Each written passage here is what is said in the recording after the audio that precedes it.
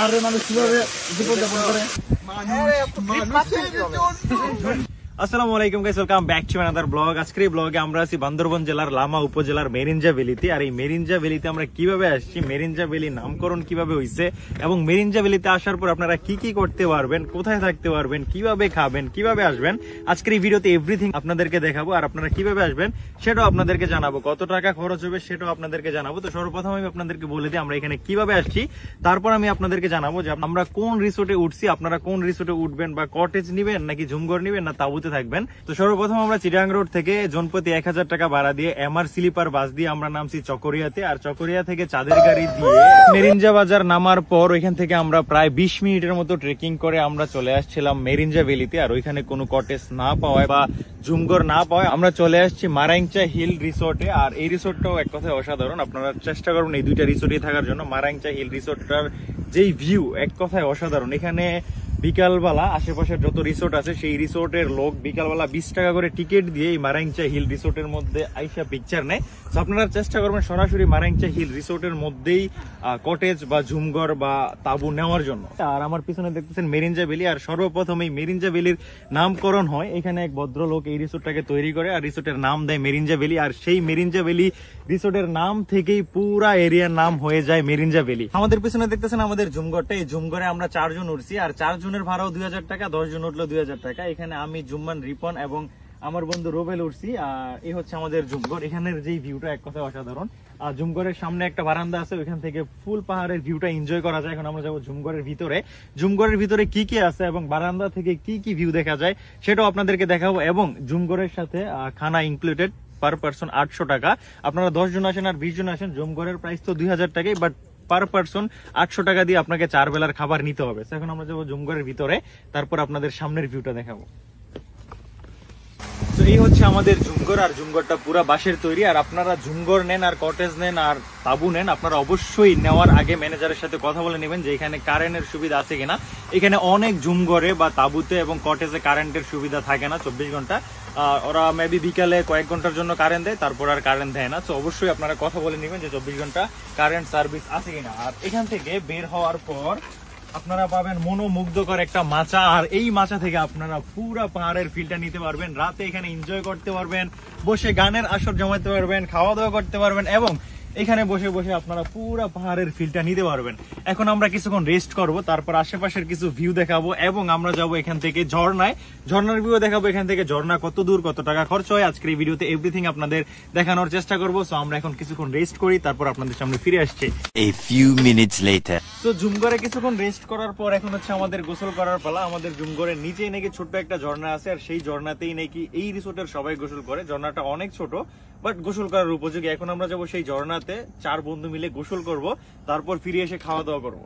একদম পাহাড়ের চূড়া থেকে আমরা এখান দিয়ে একদম নিচে যাইতে যাইতে এখানে অনেক নিচে আমরা চলে যেতেছি। ওইটা হচ্ছে আমাদের ঝুমঘর। আর আমরা ওইখান দিয়ে ঘুরে তারপর এখানে একদম নিচে যাইতেছি ঝর্ণার পানির জন্য। অ্যাকচুয়ালি এইটা ঝর্ণা না, ঝর্ণার ওই দিক দিয়ে ঝর্ণার যে পানিগুলো পড়ে সেই পানিগুলো একে বেঁকে এইখান দিয়ে বের হয়। আর এখানে গোসল করার জায়গা আছে, আপনারা এখানে আসলে গোসলটা করতে পারবেন একদম আরামদায়ক ভাবে। এখন আমরা যেতেছি নিচে, আর নিচে যাওয়ার পর আপনাদেরকে পানির ভিউটা দেখাইতেছি।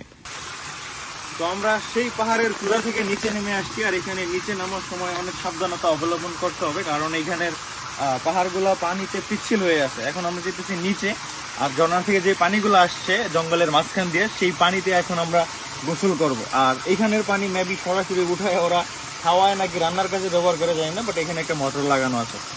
তো আঁকা বাঁকা পাহাড় পথ পাড়ি দিয়ে আমরা ফাইনালি চলে আসছি সেই কাঙ্ক্ষিত ঝর্ণার এখানে। আর আমরা সব বন্ধুরা মিলে এখানে করতেছি গোসল। আর যাদের ঠান্ডাগত সমস্যা আছে তারা চেষ্টা করবেন অনেক কম গোসল করার জন্য, কারণ পানি প্রচুর ঠান্ডা, বেশিক্ষণ গোসল করলে সর্দি লাগার সম্ভাবনা আছে। এবং চারিদিকে আপনারা দেখতেছেন জঙ্গল, আমাদের উপরে জঙ্গল, এই সাইডে জঙ্গল, এই সাইডে জঙ্গল, পিছনে জঙ্গল, জাস্ট মাঝখানে ছোট্ট একটা গোফার মতো গোসল করার একটা জায়গা আছে। আর এখানে আসলে আপনারা সাপ, মাকড়সা থেকে সাবধান থাকবেন। এখানে দেখতেছেন অলরেডি একটা মাকড়সা আছে, যেটা জম্বিল্লা মাকড়সা, এটা কামড় দিলে অনেক ক্ষতি হতে পারে এবং সব থেকে সাবধান থাকবেন। এখন আমরা করবো গোসল।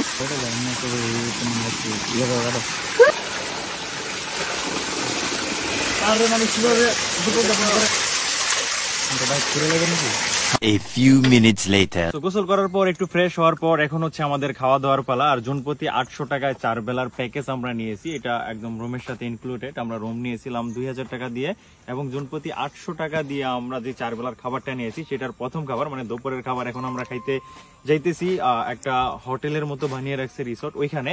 আর খাবারের মান কেমন, কি খাবার দেয় দুপুরে সেটা আমি আপনাদেরকে এখন দেখাবো। চলুন যাওয়া যাক হোটেলে। ফেসবুকে দুইটাই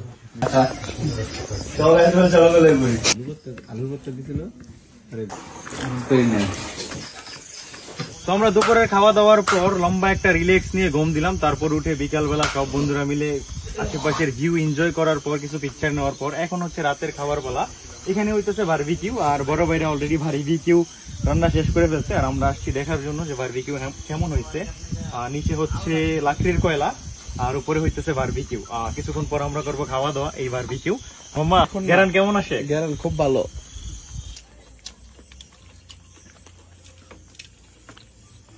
বারবিকিউ বানানোর পর এখন হইতেছে আমাদের রাতের খাবার দাবার। এখানে একটা বারবিকিউ প্লাস 3টা রুটি, সালাদ আর সস দিছে। এখন আমরা করতেছি খাওয়া দাওয়া। আর খাওয়া দাওয়ার পর আমরা লম্বা একটা ঘুম দিব, আর ঘুম থেকে উঠে সকালে আপনাদের সাথে দেখা হইতেছে। Tomorrow. Good morning guys, finally আমরা সারা রাত লম্বা একটা ঘুম দেওয়ার পর সকালবেলা ঘুম থেকে উঠে গেছি। আর দুপুরে আমি আপনাদেরকে এখান থেকে যেই ভিউটা দেখাইছি, এখন দেখতেছেন আমরা এখন মেঘের উপরে আছি। মেঘ হচ্ছে নিচে, আমরা হচ্ছে মেঘের উপরে। আর এটা হচ্ছে আমাদের বারান্দা বা মাচা বলতে পারেন আপনারা।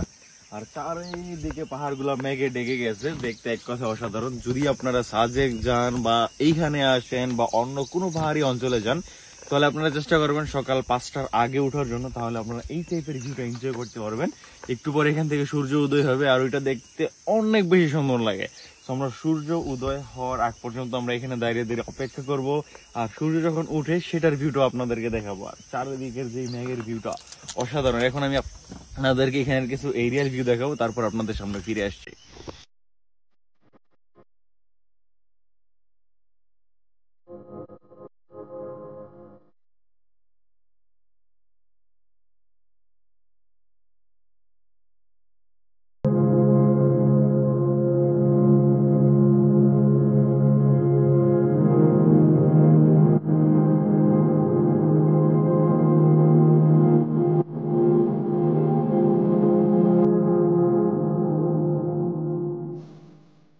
সকালে ঘুম থেকে ওঠার পর সূর্য উদয়ের ভিউটা এনজয় করার পর, মেঘের ভিউগুলো এনজয় করার পর আমরা ফ্রেশ হয়ে এখন বাজে সকাল 7:30, আমাদের নাস্তা চলে আসছে। আর আমরা যে 4 বেলার প্যাকেজটা নিয়েছিলাম সেই প্যাকেজের লাস্ট ডে আজকে বা লাস্ট টাইমের খাবার আজকে। এখন হচ্ছে ডিম খিচুড়ি, আর আমার বন্ধুরা অলরেডি ডিম খিচুড়ি খাইতেছে। যে জুম্মা, মানসম্মত কেমন খাবারের টেস্ট কেমন? আলহামদুলিল্লাহ মোটামুটি ভালোই। বন্ধু রুবেল, খাবারের টেস্ট কেমন? খাবার তো অনেক ভালো। মুরগি দিয়ে খিচুড়ি আর হচ্ছে ডিম আর লগে সালাদ আছে, পানি, একদম অসাধারণ। আর কি সুন্দর ভিউ, মানে বাহিরে। আলহামদুলিল্লাহ খাবার এখানের অনেক মানসম্মত, প্লাস যেই ভিউ দেখে খাই এটা দেখলেই ভাল লাগে। এখন আমরা করবো খাওয়া দাওয়া, আর খাওয়া দাওয়া করার পর এখান থেকে আমরা বের হয়ে যাব। আমাদের ট্যুর এখান পর্যন্তই শেষ। সবাই ভালো থাকবেন, সুস্থ থাকবেন। দেখা হবে নেক্সট কোনো ভিডিওতে, নেক্সট কোনো বাংলাদেশের অ্যামেজিং প্লেসে। আসসালামু আলাইকুম।